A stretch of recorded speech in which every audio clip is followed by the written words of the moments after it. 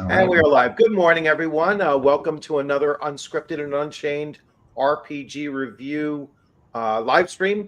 And today I have the great pleasure of introducing Tom from Tabyltop VTT to talk a little bit about their project that they're working on. Obviously, creating a new VTT experience, and so. Without further ado, I'm going to turn it over, let Tom introduce himself and talk a little bit about his company and his project. All right. Thanks, Richard, and thank you for having me. I'm Tom from Tabyltop. We're in the process of making a VTT. We're just in alpha testing now, so making sure all the buttons work, all the audio and video works. But the idea at the end of this is to get an easier VTT, something that you can jump into, start your game immediately rather than playing with all the different settings, setting up spreadsheets, learning the code, all that sort of thing. So as of right now, we're just trying to get the word out. So I really appreciate the opportunity here to show off, talk about what we're doing. All right. Yeah. And, so just so you all know, I came across this. I'm not exactly sure how I came across Tabyltop VTT. It was either on another YouTuber's channel. I think he was doing previews on that's the OGGM Adventures. He might have skimmed past it because he does news on upcoming Kickstarters and such. And so maybe that's how I came across it, or I came across it on Twitter and just saw, an advertisement. And once I started watching that video, because I believe it was one of your promo videos. I think the first one was that I looked at was August. I think your August update. So I watched that and I was like, all right, that looks pretty cool. And then I watched the September update and I was like, okay, I'm going to sign up for this alpha. And then it was either the October or the November update. It was probably the October when you spoke about the journaling, like that's on the front page where it kind of keeps track of your adventures up to that point. And I'm missing the terminology for it. I'll let you go into that. And by then I was sold. All right. And I'll go into why I was sold, but why don't you describe that particular element? Because I think it's widely useful for everyone out there. Yeah. So the design mantra of Tabyltop is to get everything into one tab. So that includes audio, that includes video. And one of the things you get with audio is a transcription. So basically we can transcribe everything these days. And we've got session notes that we can pull from that. So we can summarize the transcription, pull out names, pull out places, and put together one or two paragraphs after the session that sort of says, hey, your party went from town to the swamp. You encountered A, B, and C in the swamp. And then at the end of the day, these things were left hanging. It's still a work in progress, so there's some kinks to work out. But one of the coolest features there is getting the names of characters in there, because I mean, a lot of people use transcription for work, and you can see some weird oddities that get made in there, some words that get combined, and words that it doesn't quite pick up on. But you can actually go in to your campaign, paste in all the names of the towns that you made up, paste in the NPCs, and sort of define those a little bit. So as it runs through the transcription, it can pull out the ruined city, or it can pull out the elf names that you've got in there that aren't quite normal English. So all the fantasy stuff is supported, and it really ends up working pretty good. Not perfect all the time, but remarkably well. And you don't have to sit there the whole session and take notes, because we have probably all experienced it where when you're running a really exciting session, you tend to take less notes. So you get through there, you think, wow, it's been 4 hours. What the hell happened? Yeah. And then it's difficult to go back and write notes after the fact. But now you can remember the name of the NPC. You can figure out what the different baubles that the players picked up and where they put them just from the notes. And it saves a ton of effort and a ton of sort of backtracking. Yeah. And like I said, that had me sold right there. I was like, all right, when's the Kickstarter going to begin? Definitely want to jump in on that. I don't know if you can reveal when the Kickstarter is actually going to begin, or. So we've got the pre-launch page all set up. Mhm. When the Kickstarter starts, I don't want to say the goalposts are moving, but we don't exactly have a set date for that. Okay. It's sort of one of those things where it's like, okay, we'll get one more feature in there, we'll get one more update, we'll get this, we'll get that. But really, I think the main goal before launching the Kickstarter is making sure that people are aware of Tabletop. And I mean, we Yes. talked about this right before we jumped on the stream here. Hmm. Is getting the word out is the hardest part. So finding people to vouch for it, finding people that want to get in there and try out a new tabletop is the goal right now. So the Kickstarter will follow. You can sign up for the pre-launch page so you get notified. And I mean, we've got the Discord and the website that you can follow along with to see the updates. Yeah, and I will include all of those links, including the link to their main website, the link to their YouTube channel, and through those you can get to their Discord as well. So, really excited about that, and hoping to boost you as much as my channel can, because I like to boost products that I'm going to use myself.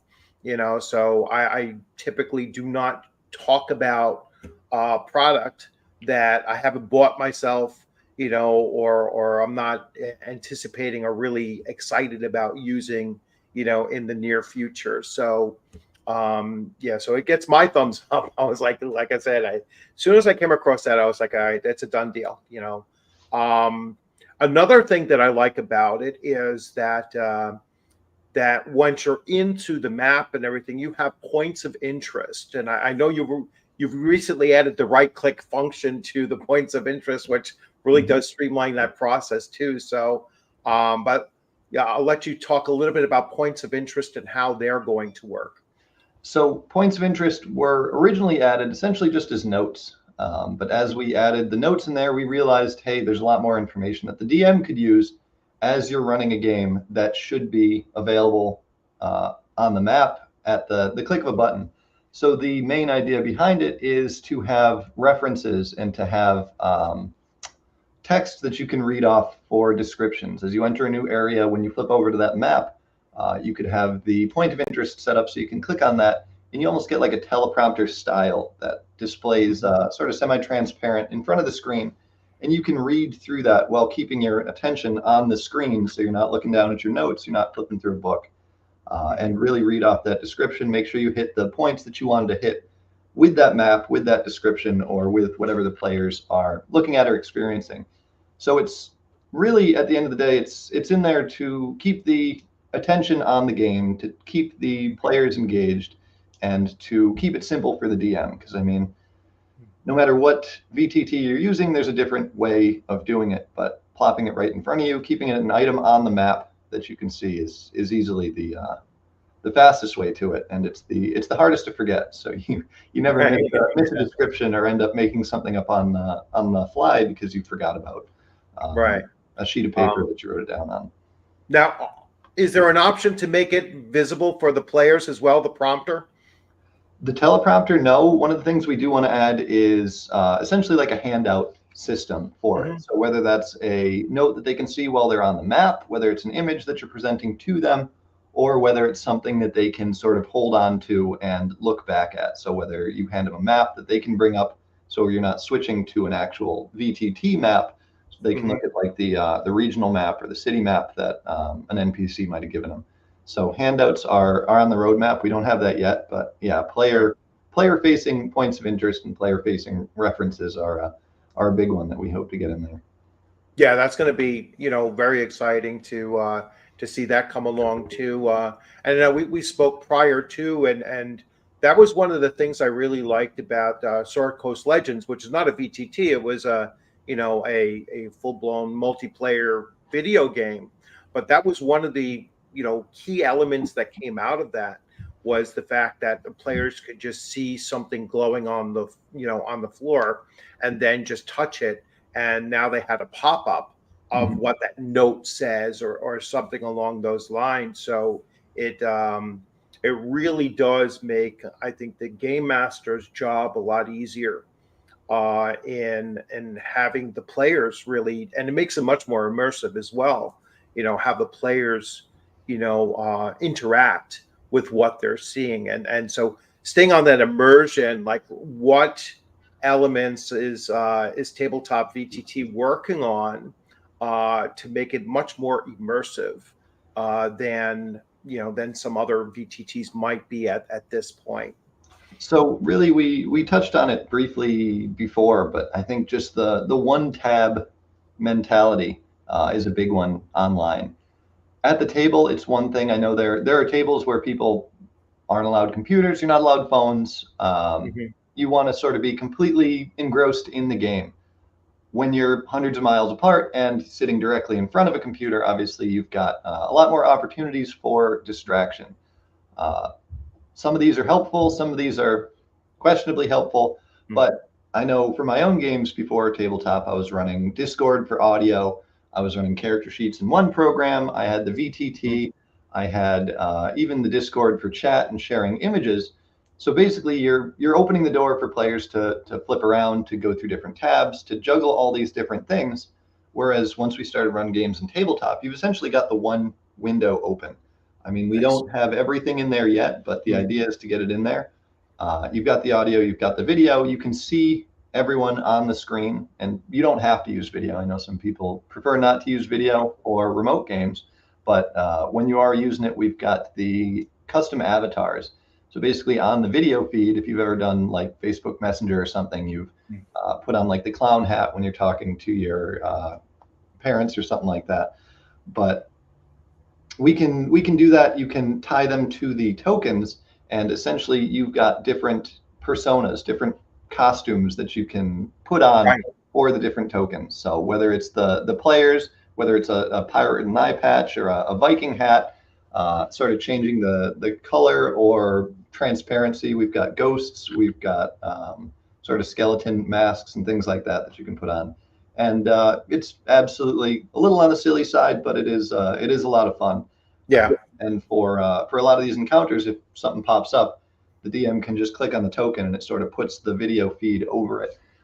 And there is a lot that you can do with that. And that's yeah, I was actually going to ask about that, and ask you to talk about the avatars, because that's the one thing, like you could have, like reddish glowing, or like a red tint to your, skin, or glowing eyes, and various things like that. I was like, voice modulation would be awesome, but I'm sure that's a totally different, that's far off in a distance, or that kind of thing. But the fact that first of all, the image quality on the VTT for your open window there is far superior to some others. So I'm not going to mention any others, but I was like, wow, that's really a nice, clear, very similar to what we have here now.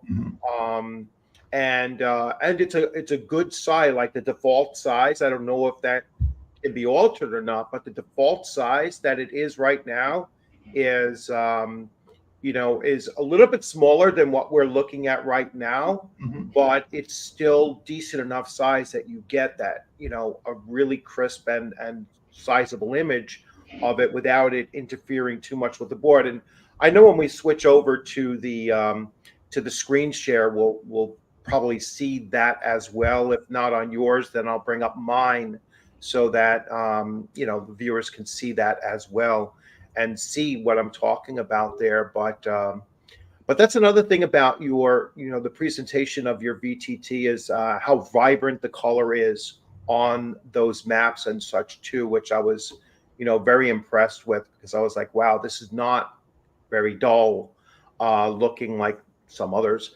And I was like, this is definitely there's definitely a lot of tech backing this, and a lot of higher level visuals and such going along with it as well. And so really, let's do that screen share now, and I'll let you walk us through this. And I'm just put this up here so people can see.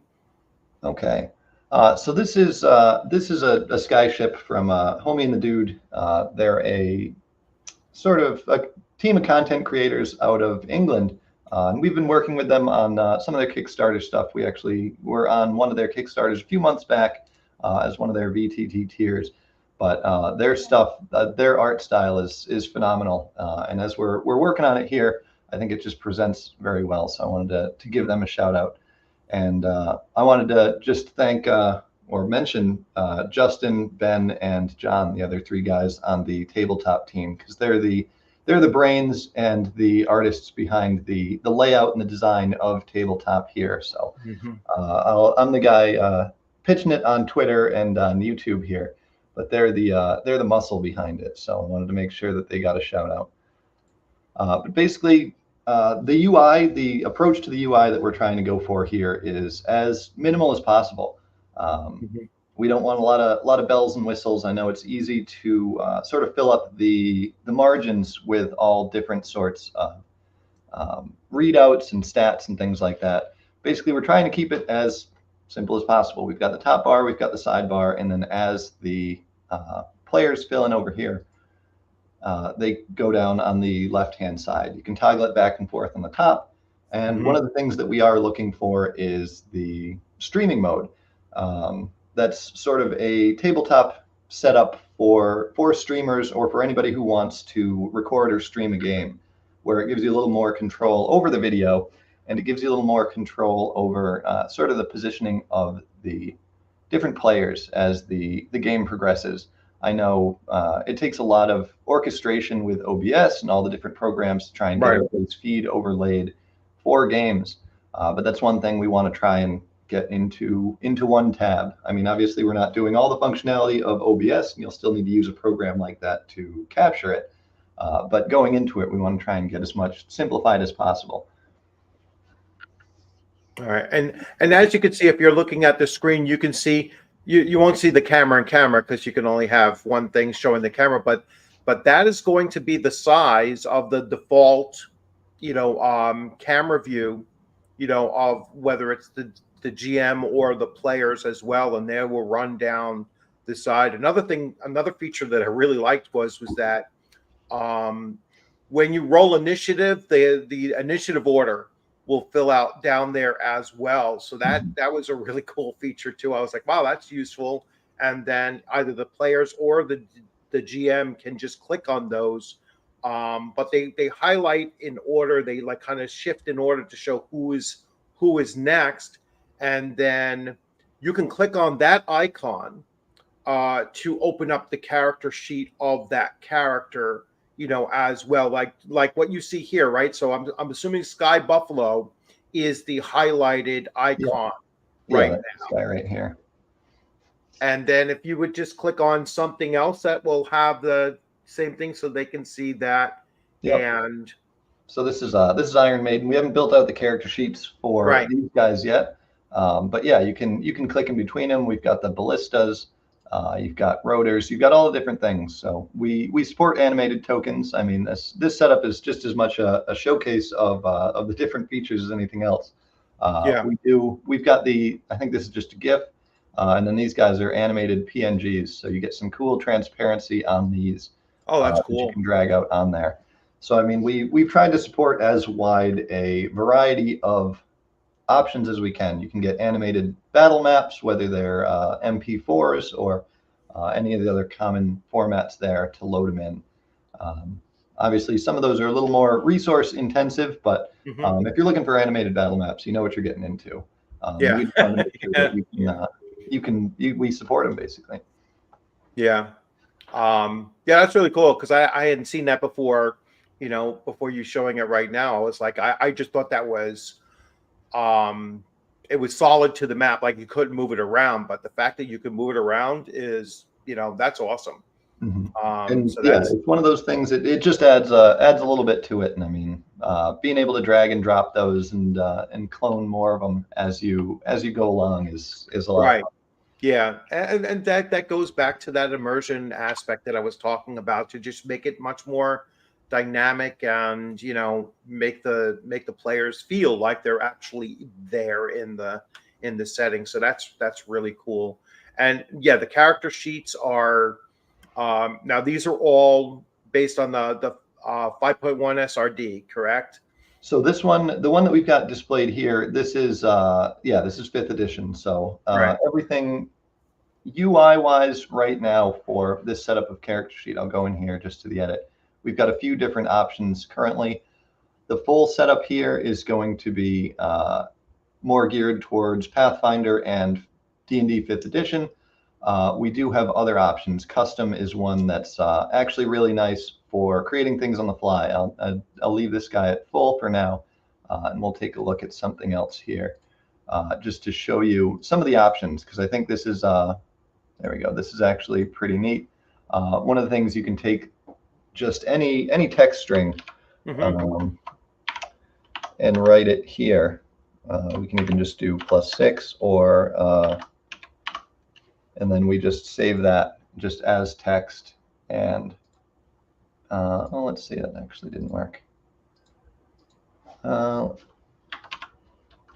Bear with me. It's the doing live editing of these things.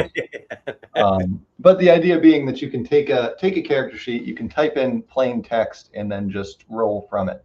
So with the full setup here, if you were to take any of these and roll them, you get the dice, you get the total up here, and it'll show you. We don't do any of the automation where you're actually accounting for hit points. You're accounting for checking whether or not it hits. We track it all manually, and you can manually edit this stuff here. Right. But there's no automation, because I mean, automation is one of those things where in theory it works really well, but nothing can derail a game like suddenly saying, oh, that accidentally took too much health, or that took it off the wrong token. Let me go back and change this. Right. I didn't mean to do that. So we're trying to minimize the sort of automation and video gaminess of it, while still keeping it easy enough to change. So you get all the names, you get the values, and really you can edit any of these on the fly. And there's no programming involved. There's no spreadsheets for getting the dice to roll. It's just writing the 48 + 4 in the character sheet, and that rolls right out. So as soon as you save it, you can go ahead and click on that. Yeah, great. Yeah, I know some of the others have like macros and stuff that you can put in there, and but this is actually not really a macro. You're just writing it out, and just once you hit save, it rolls. Correct? That's and I so mean, it's one of those things where you can just go into any website that has stat blocks, or even your own notes that you've written them down in, copy and paste them and drop it right in, and then those are ready for you there. Yeah. So there's a lot of opportunity to speed things up that way. Yeah. I was thinking of creating the because I'm using I'm using Castles and Crusades, so I just have to cut and paste the spells to create the spell tome. That you have spell tomes for 5e SRD. You have the monsters, and so it's just a matter of just creating those and cutting and pasting the descriptions, and you can very easily, although it's not going to be, it's not going to be a fast, right? It's still time consuming. You have to put some time into it, but you can generate your own tomes of useful background information, whether it's spell descriptions or whatever, from whatever system you're using at the time. Now, I'm assuming that more support will come in for other game systems. Yeah. So the reason that we pulled all these things in here is just that there's the group of guys working on something called Open 5e, and essentially they've cataloged and made anything in an SRD, anything published under Creative Commons, readily available in a digital format. So that's already in a format that we can sort of take in and work with. So basically, we didn't go through and punch these in manually. These are all things that were already in place. We can draw them up with the click of a button, and it's more of a proof of concept with a large repository than anything else. Hmm. So the idea being, if we can get something in a digital format, if we can easily convert something to a digital format, that's going to go a long way to make it easier to get into there. And Right. going back to the making things easier mantra, Yeah. we want to make sure that it's easy to get content in. We've talked to a lot of different content creators across a lot of different systems, and one of the most difficult things is trying to get everything into a different market. Hmm. VTTA versus website B might have completely different formats, completely different file type requirements, and you've got people spending just as long loading them in as they are writing them. So we Right. want to make sure that we've got options available for that, whether it's taking it in as PDF and loading as much as we can, so sort of converting that automatically into HTML or JSON or anything like that, and doing what we can to take the legwork off of the creators and just leaving it as sort of an editing process. So you've got a raw cut of it that you can go in and tweak the fonts and margins already in Tabletop, so you're not just copy and pasting or converting.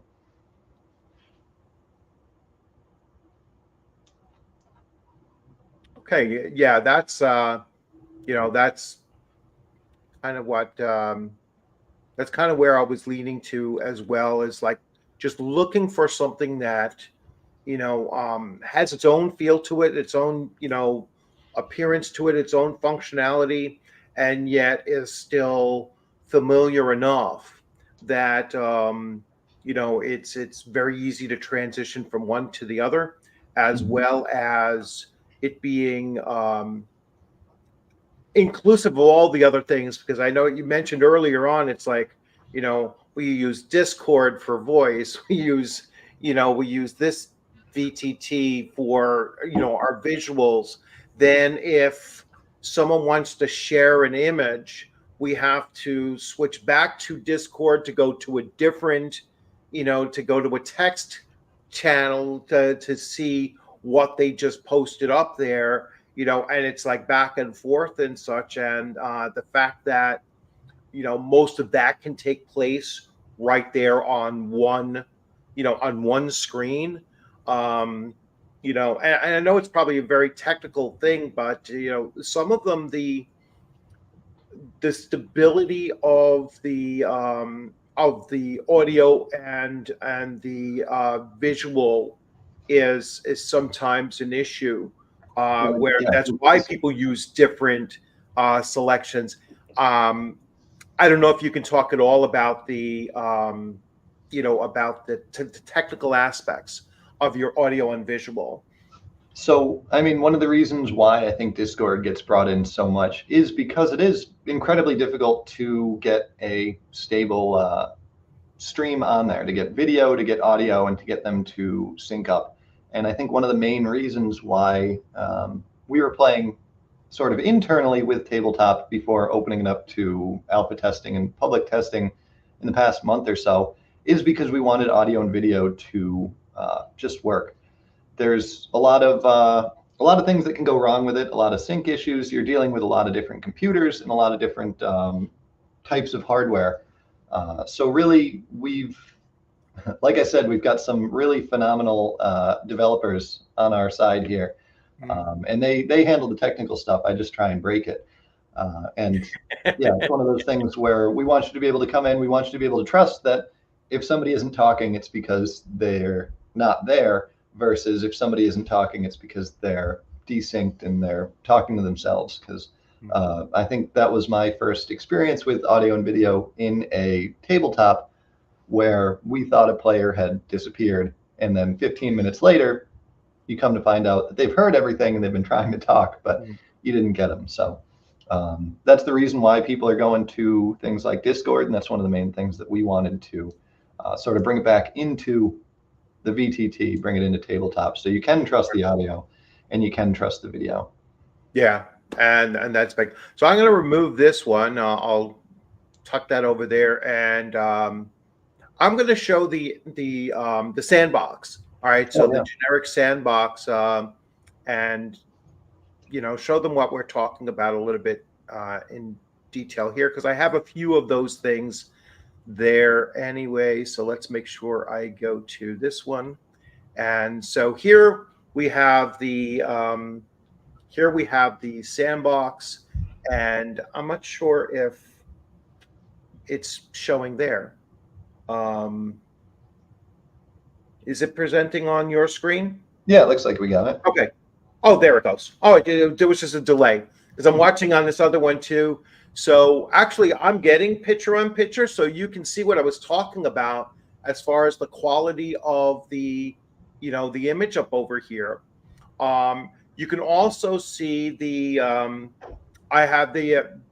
So here is the initiative order of the three characters that I was talking about. And once you rolled initiative, they set into here. So when I click on this character here, it brings up her character sheet. If I go to Samantha here, you'll see that her character sheet comes up, and then Thaddeus, his comes up very quickly. I can click on to these orcs, and you can see how quickly this moves and just pops up their details here. And this is all DM forward looking as well. So, the players aren't seeing this come up. It's just the DM. And then points of interest, you can see these are here. Oh, I don't have that. That wasn't the point of interest. Is this the one? Well, this says click me. Yep, So this gives you some of the background on the system and everything. So welcome to Tabletop. That's the one there. I can create a point of interest by right-clicking and add a point of interest. And this is where you can see you could put in the teleprompt and a custom icon for that. So we could do north and say travel north, right? Let me spell it right. Yep. So this is you've got it set up as a teleprompter. That's what we saw on the bridge there, and that's essentially just the keep the DM text centered and at the middle of the screen. So references are going to be on the right hand side actually. There. So let me do a rally point, because that was something I couldn't find before. Now that I see where you do the POI type, because I was like, where's these rally points? So let's hit save, and let's see. Oh, so when I click here, watch. I want everyone to watch this. When you click a rally point, it brings all of the characters right there. Yeah. So everybody with everybody controlled by a player or set to be controlled by the DM is going to snap to those rally points. So we didn't touch on it on the Skyship map. Maybe we can go back to that in a little bit. But linking between maps and getting those tokens pulled into the right place on the map is something we've tried to streamline. Yeah, and so that's something that you can so I literally just learned it right now, right? So you're seeing this in real time. That's the learning curve that we want, is picking it up as you're doing it. You see, and that's the image that it uses for rally point, right? So it uses the default image, and I can bring all my characters right there. And so move the entire group along the way. So there's just so much in here that's that I'm finding impressive, especially for something that has been in development for 4 months. So development started probably a little more than a year ago. Okay. In sort of fits and starts. We've been using it for our own games for about probably more or less that full time. I think one of the first things to come to be was essentially just the bare bones tabletop. So at the core of it, it's just get enough to play your games and then add on from there. So that's one of the things, just sort of a lightweight VTT at the base of it, so that whether you are using the fancy features or the video or anything like that, at the core of it, we want a stable, a quick, a responsive virtual tabletop. Yeah, and like I said, as I'm, I literally just gained access to the alpha last night, and I was like, just started fiddling around with it. So you can see that there isn't much of a learning curve. I mean, once you discover something, you can start utilizing it with fairly quick ease, right away. And I will let you. I'll bring up your your share again, Oh yeah. and you can demonstrate some of those other things there as well. So we had you've showed off the rally points Hmm.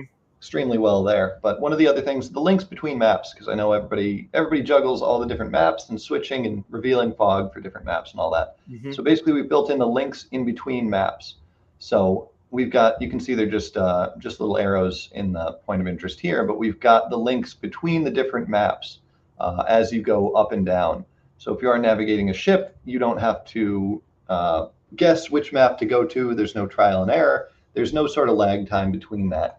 And you can link these through so that as you're jumping between the decks, you can pull the Oh guy. wow, that Um, is huge.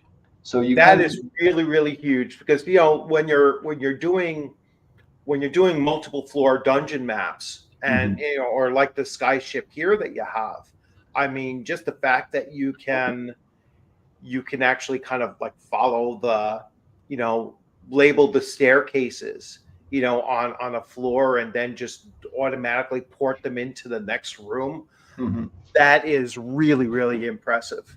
So I Um, mean, I think everybody's been in that situation where you're in the wizard's tower or something, and you go up a floor and you lay out all the tokens, and you think, okay, great, let's go, and then they say, no, we're going up one more. And you say, oh crap, and then you have to flip maps again and drag them up one more time. So we've tried to eliminate that here, and again, yeah. it's just in the interest of keeping the focus on the game, keeping the players in the player characters and ready to go without that sort of shuffling of the deck between maps.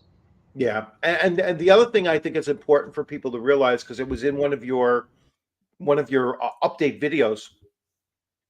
When you switch to a new map and you port all of the characters over into that new map, their current hit points travels with them. Mhm. You don't have to repopulate them and reset them for the new map, which again is another thing that takes place on some other PTTs where you have to drag their icon over from your, you know, from your toolkit basically and bring them over and then readjust because it sets it to their static original Mhm. form off of the player character sheet, and so it'll bring them over as maximum hit points again, and then you have to manually change that, or you're gonna copy and then paste from the one map to the other individually, which is, you know, so this is really really useful Yeah. to see that, and that's the first time I saw that feature. So it was great to see that you can make those links on the you know, on the map itself and allow it to port over to the next map. So one of the other things that we've added in, and I don't think we touched on it, is sort of how the tokens are arranged. So basically, you can see here we've got all the characters set up, and these are the tokens that the players are going to use. These are what pops in Okay. at the rally when you do that. We've Yeah. also got the uniques, which are essentially just one of a kind tokens. So if you have a unique token and you drag it back onto the map, similar to the characters, you're only ever going to have one of those. So if we drag Right. the same player back on, they're not going to have two tokens. They're just going to have the one. Whereas templates are Yeah. the mobs. They're the ones Yeah. that you can have multiple of. You can see they've got 1 and 2, Yeah. and you can easily sort of clone more of these or knock them out. Right. We've got sort of dynamic HP changing here. We'll just change that to less than half. So you can see bloodied tokens. You can see tokens that get knocked out just by changing the values. So Oh, we've got that's cool auto too. tracking in Oh, the right. actual token. Yeah, that's I hadn't noticed that you know, in the other previews that I watched so far. So and that I know you can set conditions on it as well.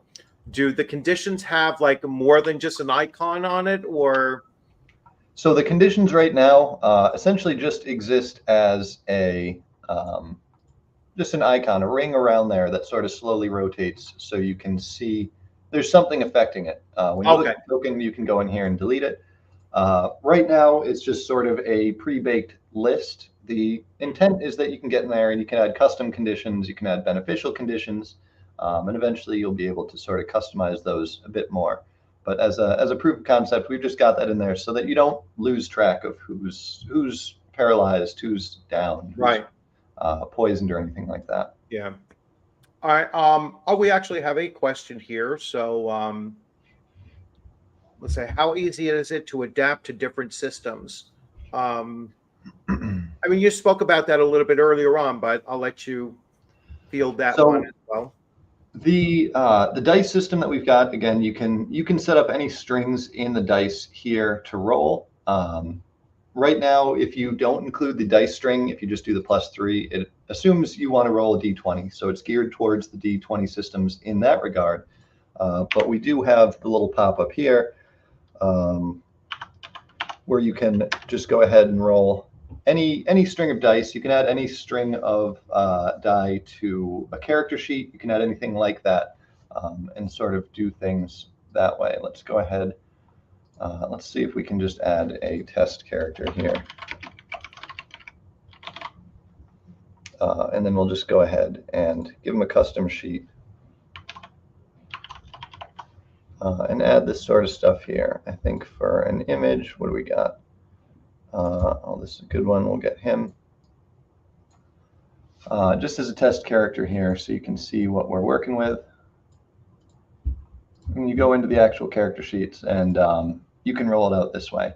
So we do have naming conventions in there, so you can take custom strings like this and edit them. We can add in others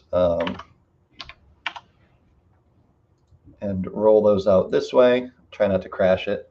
But really, you can see there's no extra formatting on there. If you want a different dice string or anything like that in there, you can add test notes, you can add skills, things like that, and roll it out that way. So most of this is just sort of placeholder and proof of concept, but you see the general idea of it. The dice, I'm not sure what the official term is for it, but like the dice engine supports Genesis dice. It can support keeping the highest or dropping the lowest, things like that. So we're not constrained to just rolling normal strings. You can mess around with that a bit more. One of the things that we are looking for in our current alpha testing is getting people who are using these other systems in there to try it out and tell us, hey, this sucks, or hey, it works great for this. Because as of right now, I'm playing in a 5th edition game, and I'm running a Pathfinder game. So a lot of D20s. So we do need extra people in there to try this stuff out. And again, Richard, you showed us the sandbox. All you need to do is sign in, and you get that sandbox for free. I mean, you get everything for free because it's just alpha testing. But if you want to try it out, all you have to do is sign up. I can send over the link here so that you can try that out. But the idea right now is get as much as we can in there, get as many people in there, and like we said, if you sign in, you say, hey, I didn't know about this, or I didn't know how this worked. That's the kind of feedback that is incredibly helpful for us right now, because we want to keep that sort of simplicity going. We want you to come into Tabletop. We want you to be able to see everything we can do, and we don't want to be sort of buried behind coding or typing or spreadsheets, anything like that.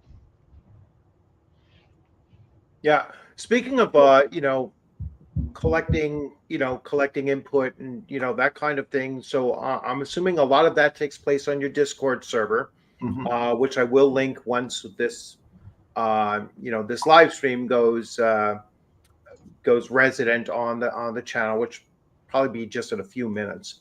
The Discord. So do you have it like laid out where it's like these are our short, medium, and long-term goals kind of thing, or these are like, hey, we just heard this idea, and we're going to categorize this as a short, medium, or long-term kind of thing, like as far as as of right now, the Discord is essentially set up so we've got feature requests and we've got bug reports. So if you sign into the Discord, you can see the feature requests, and it's something that Discord does pretty well, just sort of baked in. It essentially lists it out like a forum, and users can comment on there. They can give it a thumbs up if they want that too. So that's one of our best tools for gathering that feedback and seeing, okay, DM so-and-so requested a roadmap. They want to know what's coming up. And if we get 30 guys in the Discord that all say, yeah, we want to know what's going on, then that can sort of jump out at us and say, okay, they want to know what's up. So we are working on a roadmap that's on the list for our next big meeting. And just in terms of feature requests, support for other systems, or different things like that. If you go into the Discord, you say, hey, I want to play Call of Cthulhu in here, but I need X, Y, and Z custom fields. If we get 35 people that go in there and say, hey, I've been dying for this too, that bubbles it up the list. So that's how we're gauging it right now, is just public feedback. And that's exactly what we're looking for, like I said, in the alpha testing. So we'll get you the link. We'll get you you can see the list of what's already been requested in there. And if you do find bugs, if your character sheets aren't saving or your maps aren't linking right, we're really, really responsive on the Discord. So go ahead and complain there. That's the proper forum for it. So actually, in the meantime, what I'm going to start doing is I will start putting some links there, and I'm just looking for when I bring up the link now, it brings me right up to the sign up. So I don't know how to get to the regular one. So if you just go so the website is tabletop.com. That's where you can sign up for it. The actual app is app.tabletop.com. Yeah, so I just want tabletop.com. Yep. And so put that out there. app.tabletop.com. There it is. That's what I was looking for. So because it kept on bringing me to my screen, which is so here is tabletop.com. So that one is there, and then for your YouTube channel, I'm going to put that in there because that's a great place to take a look at, because that's what sold me on it when I started watching some of your update videos going back to August. So that was really useful. So anyone, I suggest that you go there and take a look at their YouTube channel and watch some of those videos. You're going to see the step-by-step, as they're, making these advancements and such. So really, really cool stuff. Actually, I could stop sharing this now. Yeah. So John's the UI expert. He's done all the design for the interface and a lot of the work on the website. He's the one putting together those monthly updates. So thank you, John, for those. Yeah. And then from the main website, you can go in, and down at the bottom, it has, first of all, it describes everything. So the feature-rich platform. Actually, I should share this. Let me share this here, and I'll go through it. Let's see. There we go. Okay, so here you have the entry into it. It says the features, about us, getting involved, and then play now. So yep, you can click on play now and you can go right into their sandbox, or you can request, as I did, access to the alpha testing, and that was fairly quick that I gained access to alpha testing within probably an hour or so, right? It was pretty fast. So you could do virtual avatars, expressive virtual cosplay. So you can, put different tones to your, if you want to do that kind of thing, that's great. I requested voice modulation, but I don't think that's going to happen anytime soon. Hey, if you drop it in the Discord, I'll drop that in the Discord to have voice modulation and or narrative. Yeah, we'll have narrators. Need James Earl Jones to do the narration for your campaign. I doubt that'll ever happen, but so you could drop into an adventure. Amazing virtual gaming, which, as you could see, and I mentioned earlier on, when you're on that screen, it is very, very vibrant. It's a nice, rich, color to it. It's not kind of bled out or anything like that. So that was a nice look. Build and play, which went over some of those You can create those tombs. You can build, a magician's asset library. You can pull them from other games, game systems just by cutting and pasting. All right, and so that was, and then you could attach your own images to those as well, and so you can do that, and then good introduction video which you could watch, and then these are all the content at launch. All right, so that's the other thing. So content at launch means that there is very likely to be future additions to this. So this is just letting you know what's coming up. You'll have 18 large maps, 115 encounter maps, 68 tokens, 18 plus avatars. All of these are pluses, by the way. 48 different filters, and unlimited adventure. Yes. Yeah. So the idea right now is just we're collecting all the feedback before the Kickstarter. We're getting the testing feedback. We're making sure everything works, and we're going from there. Yeah. So be sure to get advance notice on the Kickstarter when that does launch. Join their Discord server. Follow their YouTube channel. They're also, I don't even know what this icon is. What is this little alien guy? Or you can follow them on Twitter as well. Here, you want to say hi? Hi. Hello. Oh. Yeah. Let's see. I don't know what this one is. What's this little robot? That's Reddit. So. Reddit. All right. So we do post some on there. We're trying to pick up the cadence of things on social media. Right. And keep those updated. So essentially, I think Reddit for the short term, we've got our own subreddit on there. Yeah. Okay. Posting the updates. Yeah. So. Yeah, that shows you how little I use Reddit. It's like I might go there like once every year or so. Mm-hmm. Yes. Yeah. I want to go full Sith. Yes, you can do that. Like again, you can alter your eyes, right? The eye color, like the eye color and the skin color and everything like that. Yeah. So if you want to go full Sith, you absolutely can. It would be great if you're running a Star Wars game on there. If you're porting in WEG or or some of the other more modern Star Wars. We do have.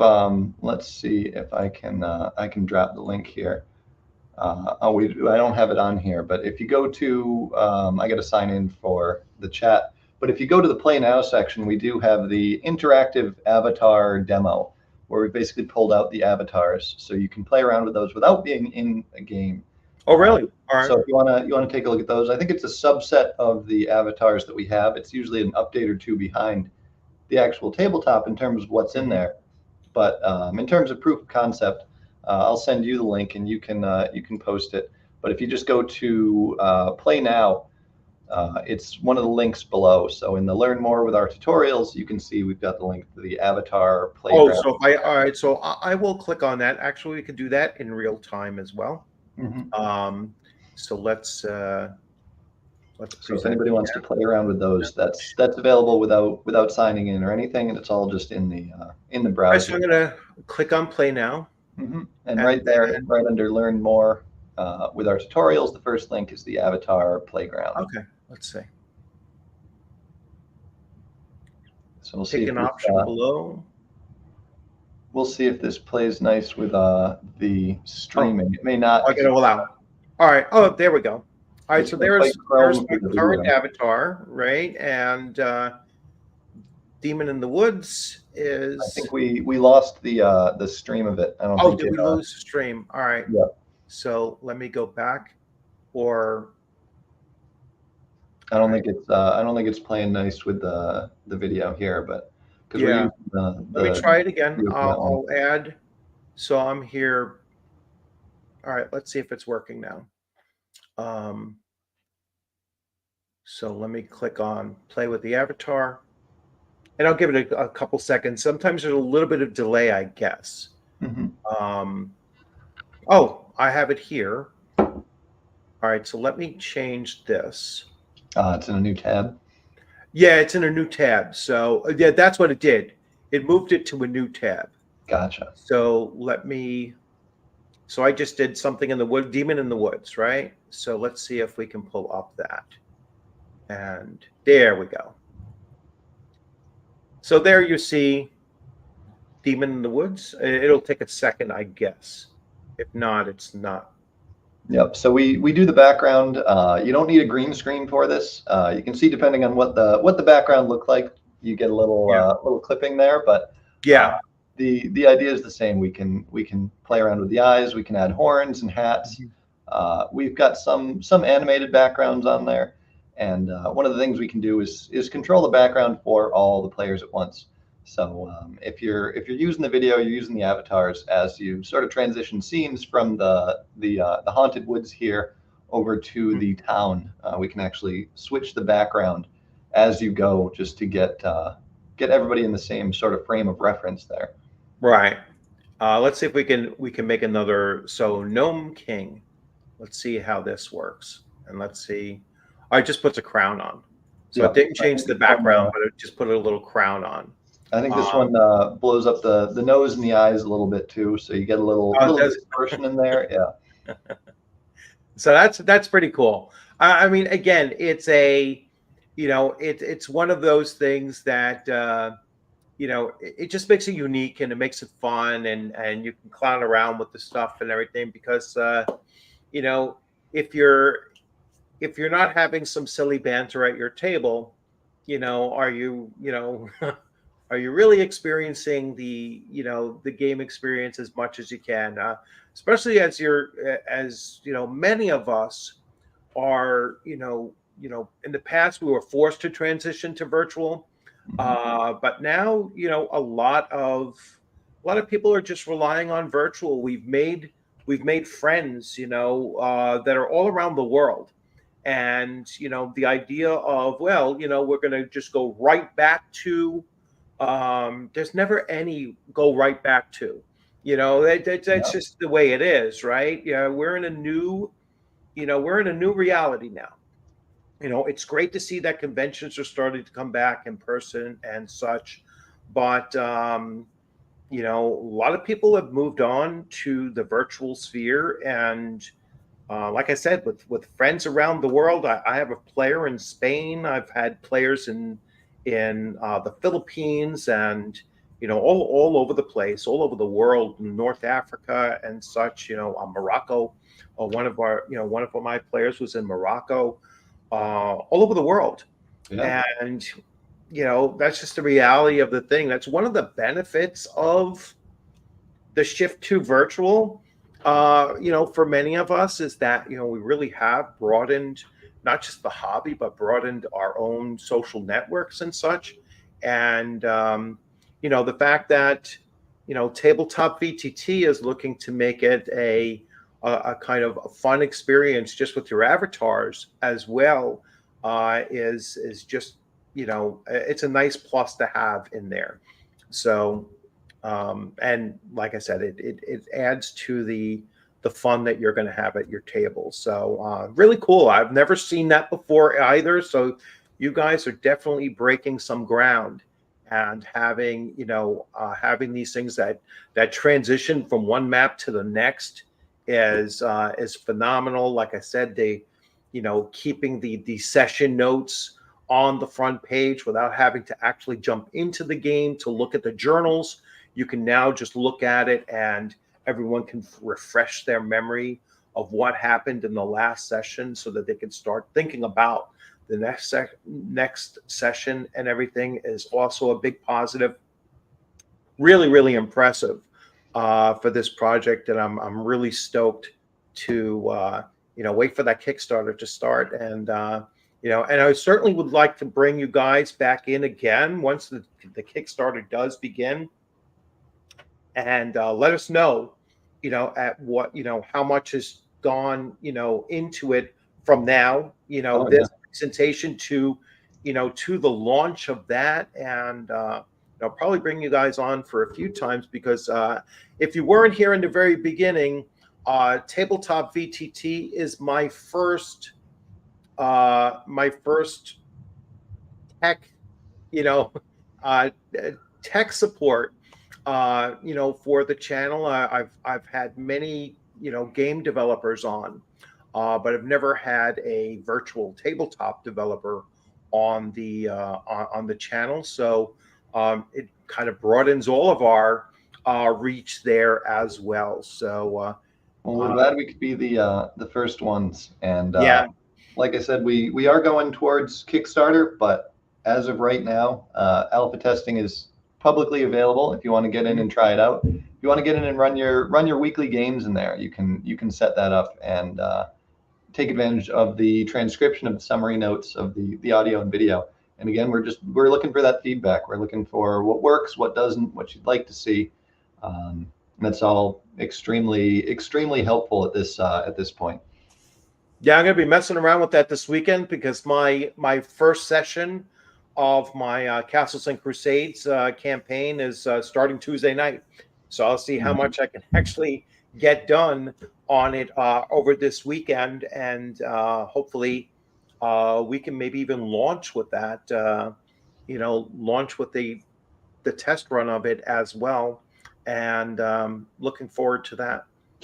Well, if you've got any questions getting things loaded in, we're here in the Discord. We're happy Yeah. to help.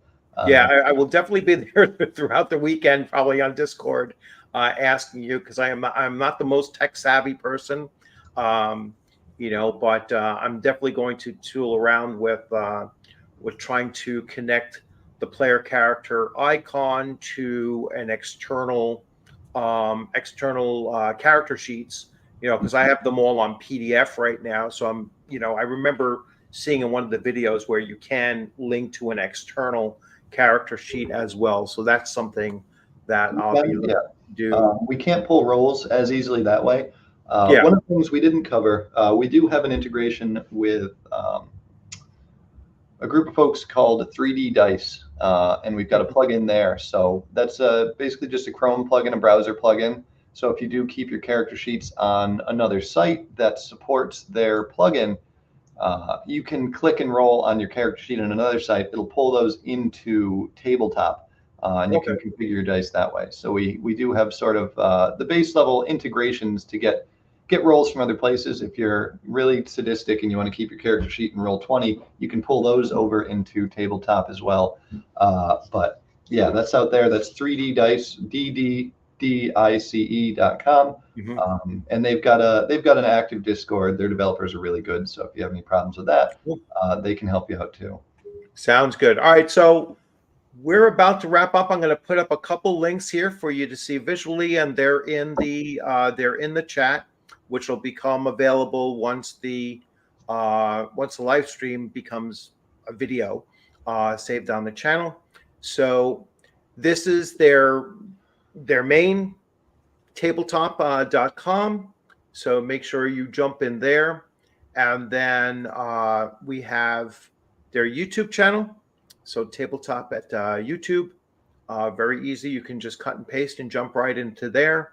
And then the Discord is always we can send the link. Try to link that too. Yeah. But I will put the Discord link in afterwards, so that you'll be able to see it. It'll be on a pinned comment, so that's the first thing that you'll see on the channel when you go into this video, and you can hit all of those links along the way. Make sure you sign up for the alpha and fiddle around with it, and then jump into Discord and help guide this project along with your suggestions and your your bug reports and such, and just have some fun with it.